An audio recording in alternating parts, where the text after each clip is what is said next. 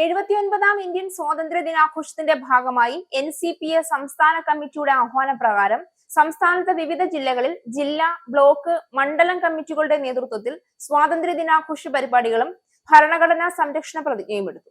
തിരുവനന്തപുരത്ത് കരമനയിൽ ദേശീയ secretary advocate R. Satheesh Kumar ഭരണഘടനാ സംരക്ഷണ പ്രതിജ്ഞ ചൊല്ലി ഉദ്ഘാടനം ചെയ്തു.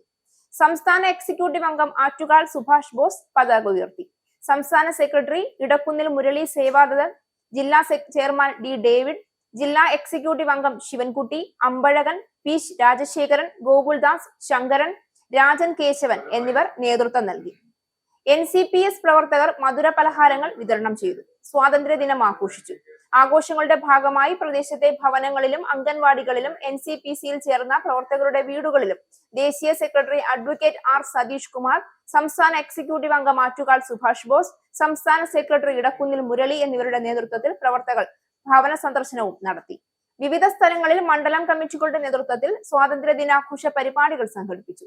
നെടുമങ്ങാട് സംസ്ഥാന എക്സിക്യൂട്ടീവ് അംഗം ആറ്റുകാൽ സുഭാഷ് ബോസ് പതാക ഉയർത്തി.